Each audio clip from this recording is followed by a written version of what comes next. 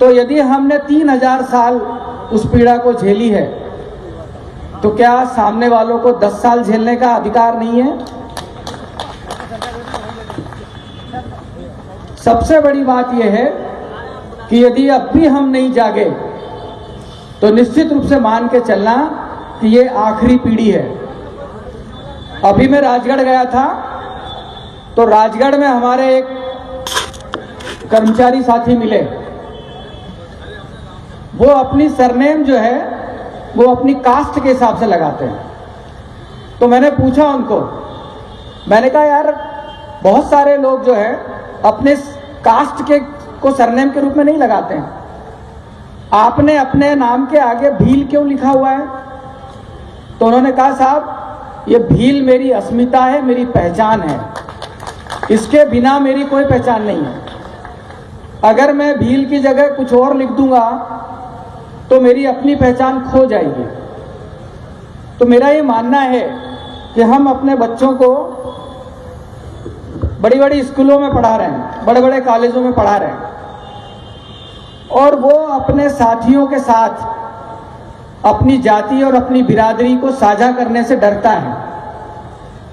आपको ध्यान होगा जब आपसे आह्वान किया गया था तब हमने आपसे बोला था कि आप अपने परिवार को भी लेकर के आइए, अपने बच्चों को भी लेकर के आइए। अदरवाइज आपके बच्चों को यह भी पता नहीं चलेगा कि हम हैं क्या, हम कौन हैं। जिस तरीके से कुछ लोग ये प्रचारित कर रहे हैं कि जिस परिवार में एक बार आरक्षण का लाभ मिल गया उसके परिवार को दोबारा आरक्षण का लाभ नहीं मिलना चाहिए। भाई क्यों मिलना चाहिए? मैं आईएएस ऑफिसर बन गया, मेरा बेटा पढ़ रहा है, आप कह रहे हो कि उसको आरक्षण की जरूरत नहीं क्योंकि वो आर्थिक रूप से सक्षम हो गया। मैं मानता हूं कि वो एक आईएएस का बेटा है, आर्थिक रूप से सक्षम हो गया, मगर मैं तब तक ये बात नहीं मानूंगा कि एक परिवार में एक व्यक्ति को आरक्षण मिलना चाहिए जब तक कि मेरे बेटे को कोई ब्राह्मण अपनी बेटी दान नहीं कर दे या उससे उसका संबंध नहीं बना दे। केवल आर्थिक आधार की अगर बात है तो जब तक ये रोटी बेटी का व्यवहार नहीं होता तब तक हमको समाज के पिछड़ेपन के कारण, सामाजिक पिछड़ेपन के कारण हमें आरक्षण की पात्रता मिलती रहेगी। आप खत्म कर दीजिए जाति, हमें नहीं चाहिए आरक्षण, कोई दिक्कत नहीं। आप जाति खत्म कर दीजिए, भेदभाव खत्म कर दीजिए। आपको पता है अभी जो एग्जाम हुई उसमें हमारे एससी एसटी के लोग सिलेक्ट नहीं हुए, उनको योग्य उम्मीदवार नहीं मिले। हमारे समाज का व्यक्ति ऑल इंडिया सर्विसेज में आईएएस बन सकता है, आईपीएस बन सकता है, राज्य प्रशासनिक सेवा में डिप्टी कलेक्टर बन सकता है, डीएसपी बन सकता है, लेकिन सिविल जज नहीं बन सकता। क्यों नहीं बन सकता सिविल जज? आखिर ऐसे सिविल जज की क्या पात्रता है जो हमारा व्यक्ति नहीं बन सकता? हमारा बेटा, हमारा बच्चा, हमारे समाज का व्यक्ति, हमारे समाज की बेटियां क्लेट क्लियर करने के बाद में दिल्ली, बॉम्बे, बड़े बड़े शहरों में जाकर के वकालत की डिग्री हासिल करते हैं, एलएलबी करते हैं, एलएलएम करते हैं। उसके बाद एग्जाम दे करके बड़े बड़ी सर्विसेज में सिलेक्ट हो जाते हैं। उनके पासिंग मार्क्स 75% से ऊपर है। लेकिन सिविल जज की ऐसी कौन सी एग्जाम होती है जिसमें हमारा बच्चा 40%, 50% मार्क्स नहीं ला सकता? आपने उसके लिए कट ऑफ मार्क्स रख दिया 50%, और आपने ये तय कर लिया कि हमको इसको 49.95 नंबर देना है, 50 नंबर नहीं देना है। आपने देख लिया कि इंटरव्यू में हमको इसको 20 नंबर नहीं देना है, इसको 19.5 नंबर देना है। तो भाई कौन सिविल जज बना देगा हमारे बच्चों को? ये कौन सा आरक्षण है? ये कौन सा नियम है? और ये कौन कर रहा है? ये हमारा हाईकोर्ट कर रहा है, जिससे हम न्याय की उम्मीद करते हैं, जिससे हम बाबा साहब के संविधान के हिसाब से चलने की गारंटी मानते हैं, जिसको ये वहीं से हो रहा है। मेरा सिर्फ आपको ये कहना है कि जिस तरीके से जुडिशरी से, न्यायपालिका से आपका बीज समाप्त किया जा रहा है। बीज समझते हो ना आप, कि जब हमारा बेटा सिविल जज बनेगा तभी वो हाई कोर्ट जज तक पहुंचेगा, अदरवाइज और कोई चांस नहीं है। तो आपने अगर बीज ही नष्ट कर दिया तो आप करोगे क्या? न्याय की उम्मीद किससे करोगे? अगले 15 साल, 20 साल, 25 साल कितने जस्टिस गवई आ जाएंगे हमारे लिए, हमारे समाज की बात करने वाले? कोई बनेगा क्या? इसलिए मैं बोल रहा था कि ये हमारी आखिरी पीढ़ी है और इस पीढ़ी के लिए लड़ने का जो दायित्व है वो सिर्फ हमारा है और हम ही इसके लिए लड़ सकते हैं। अभी बहुत सारे लोग हैं जो अपने समाज को, अपनी जाति को छिपाने का प्रयास करते हैं। अपनी जात बताने में बहुत डर लगता है उनको। जिलों से आप लोग आए हो, तहसील और ब्लॉक स्तर पे आप काम करते हो। आपने देखा होगा यदि आपका बॉस अनरिजर्व्ड हो तो वो बिल्कुल आपका बहुत जरूरी है।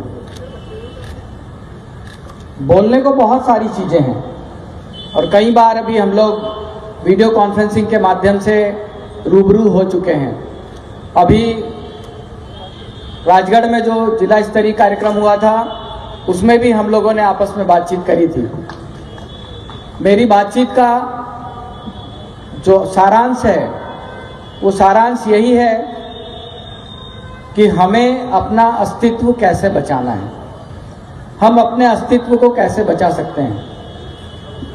ये बहुत अच्छी बात है कि आदरणीय कंसोटिया सर जी मेरे प्रशासनिक गुरु भी रहे हैं, वो मेरे कलेक्टर भी रहे, वो मेरे कमिश्नर भी रहे और आज मुझे कार्यवाहक अध्यक्ष के रूप में उनके साथ काम करने का, उनके मातहत काम करने का एक बार फिर मौका मिला। जहां तक हम लोगों के जो अस्तित्व की बात है, मैं आपको बताना चाह रहा हूं कि सब कुछ ठीक नहीं चल रहा है। 2016 में जो हमने ताकत दिखाई थी और उस ताकत के बाद हम लोग माई के लाल बन गए थे, आज हमारी स्थिति वैसी बिल्कुल नहीं है। हमें हर तरफ से तोड़ने का प्रयास किया जा रहा है, हर तरफ से। आप जिले में पदाधिकारी बन करके किस तरीके से काम कर रहे होंगे इसका मैं अंदाजा लगा सकता हूं। जब अजाक्स में बड़े बड़े लोगों से बातचीत की गई, उनको कहा गया कि भाई आप कुछ जिम्मेदारी संभालिए, तो हर आदमी अपरिहार्य कारणों और व्यक्तिगत कारणों से अलग हो गया। इन लोगों को हमको पहचानना पड़ेगा कि जब आपको समाज के लिए, संगठन के लिए काम करने का मौका मिला था तब आपके व्यक्तिगत कारण आड़े आए थे, लेकिन यही जब रिटायरमेंट के बाद जब आपके सामने राजनीति में उतरेंगे तब आपके व्यक्तिगत कारण उनके सार्वजनिक जीवन में रोड़ा बनना चाहिए। कई बार ऐसा होता है, कहते हैं हम लोग कि बदले की भावना से काम नहीं करना चाहिए, लेकिन क्या हमारे साथ हमेशा से बदले की भावना से काम नहीं हुआ है? उसको प्रमोशन न मिले, आरक्षण न मिले। 2012 में, मैं केवल एक उदाहरण बता रहा हूं कि कैसे कैसे किसी को रोका जाता है। 2012 में एक क्लास 1 ऑफिसर को क्रमोन्नति, वेतन पदोन्नति मिल रही थी, वो ज्वाइंट डायरेक्टर बनने वाला था। तो सबसे पहले ये कहा गया कि इनकी 2 ACR नहीं मिली है, 2 ACR नहीं मिली, उनकी पदोन्नति रोक दी गई, परिभ्रमण में चली गई फाइल। 2 साल बाद जब उनकी ACR किसी तरीके से उसने पहुंचा करके मिलवाई, तो नेक्स्ट जब तक उसको एक शोकाज नोटिस दे दिया गया नियम 16 के तहत कि क्यों ना आपके विरुद्ध कार्रवाई की जाए। और आप कल्पना करिए 2012 से लेकर के आज तक 2025 तक उस बंदे की उस शोकाज नोटिस का निराकरण नहीं हुआ है। और वो सिर्फ इसलिए किया गया कि उस डिपार्टमेंट में मात्र 3 लोग थे उसके पद के लोग, और उनको ये मालूम था कि अगर ये चौथा व्यक्ति आ गया तो इसको एक इम्पोर्टेंट पद मिल जाएगा, और उस इम्पोर्टेंट पद को अगर मिल गया, उसका अगर कोई तैयार हो गया कोई आदमी प्रतिद्वंदी, तो किसी और का नुकसान हो जाएगा। इतनी छोटी सी बात के लिए 12 साल से उस व्यक्ति को परेशान किया जा रहा है, तरह तरह की जांचें चालू की जाती है। ये एक जगह नहीं हो रहा है, ये सब जगह हो रहा है। मैं ये नहीं कह रहा हूं कि हमको कोई लड़ाई लड़नी या युद्ध लड़ना है। हमारी लड़ाई किसी धर्म से नहीं है, हमारी लड़ाई किसी समाज विशेष से नहीं है, हमारी लड़ाई किसी जाति विशेष से नहीं है। हमारी लड़ाई एक विचारधारा से है, और उस विचारधारा से हमको तब तक लड़ना पड़ेगा जब तक उस विचारधारा को हम समूल नष्ट नहीं कर देते। नियम है कि जब भी उनके यहाँ कोई ईद की नमाज पढ़ाई जाती है तो उस दिन वो सारा पैसा अपना ज़कात के रूप में इकट्ठा करते हैं, और लास्ट में बताया जाता है कि आज की नमाज के बाद में इतने हजार रुपये या इतने लाख रुपए उपस्थित, जिसकी जो इच्छा है वो देता है। पुराने जमाने में भी अगर आप राजशाही पद्धति देखोगे तो उसमें भी कहा गया है कि व्यक्ति को अपनी कमाई का 6वां हिस्सा, यानी लगभग 15% के आसपास सामाजिक गतिविधियों में खर्च करना चाहिए, आपकी व्यक्तिगत आवश्यकताओं के अलावा। और यदि आपने ये करना शुरू कर दिया तो निश्चित रूप से मान के चलो कि हमको हमारे अधिकारों की भीख नहीं मांगनी पड़ेगी। हमारे समाज का प्रभुत्व इतना होगा शासन में, प्रशासन में, राजनीति में, कि हमको हाथ जोड़ने की जरूरत नहीं पड़ेगी। खुद आकर के हमसे पूछा जाएगा कि आपको चाहिए क्या।